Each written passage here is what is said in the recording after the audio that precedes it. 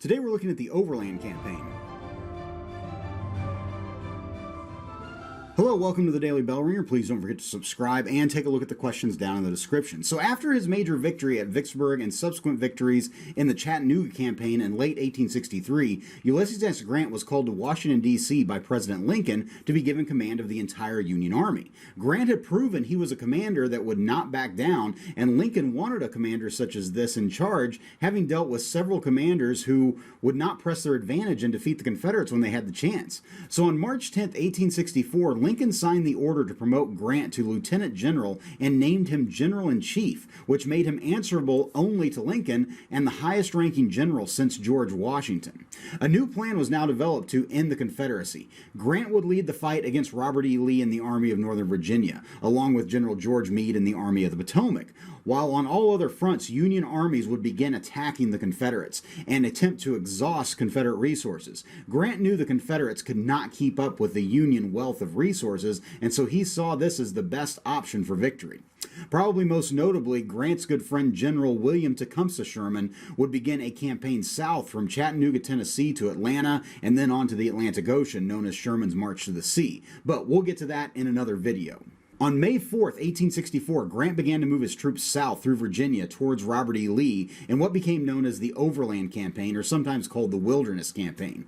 Lee saw the coming attack and chose to confront the Union Army rather than wait for them to move closer to Richmond. The two armies met in an area known as the Wilderness because it was known for being a very dense area of trees and hilly terrain. The Battle of the Wilderness, fought from May 5th to the 7th, 1864, was a terrible battle, resulting in over 29,000 casualties, with many wounded soldiers dying in fires that broke out in the thick woods where the fighting was happening. The outcome of this battle was inconclusive, as were most of the battles during the campaign. Robert E. Lee was now facing a commander as he had never faced before in Ulysses S. Grant. Most other Union commanders Lee had fought against backed down after one battle, but Grant just continued to fight and go after Lee. So in this Overland Campaign, even if the Confederates succeeded in one battle, the next day the Union was after them again. Over the next 6 weeks, the Union Army of over 102,000 faced off against the Confederate force of around 61,000. Fighting was almost constant between the two armies as Grant pushed Lee back, and Lee desperately tried to keep his army between the Union troops and the Confederate capital at Richmond. There were a number of major battles and countless skirmishes between the two armies. As the Union Army pushed forward, major fighting occurred at the Battle of Spotsylvania, which was actually a series of battles lasting from May 8th through the 21st, as Grant attempted several strategies to try to break the Confederate lines, but the battle was inconclusive.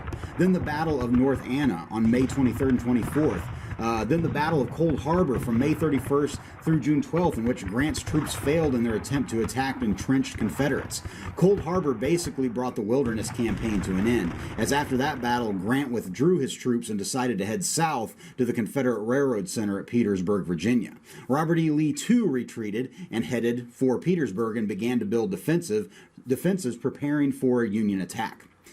The Overland Campaign leveled a terrible toll on both sides. The campaign was the bloodiest of the war, with an estimated 85,000 combined casualties, 55,000 for the Union and 30,000 for the Confederates. This was basically half of Robert E. Lee's army. The newspapers began calling Grant a butcher because of his relentless tactics and the death toll that was piling up. One detail that a lot of people that study the Civil War forget is that we spend so much time looking at major horrendous battles like Shiloh, Antietam, Vicksburg, and especially Gettysburg. But you have to keep in mind that there are more casualties during the Civil War after Gettysburg in July of 1863 than there were before. 1864 was just a terrible year of war that dragged on, and many thought the war would never end. Grant's campaign had greatly weakened the Confederates, and now, despite losing so many soldiers himself, Grant had set the stage for the final move against Robert E. Lee and the Confederates. The Union would move closer and closer to Petersburg, Virginia, and lay siege to the city, which would then open the gates for the Union to capture Richmond.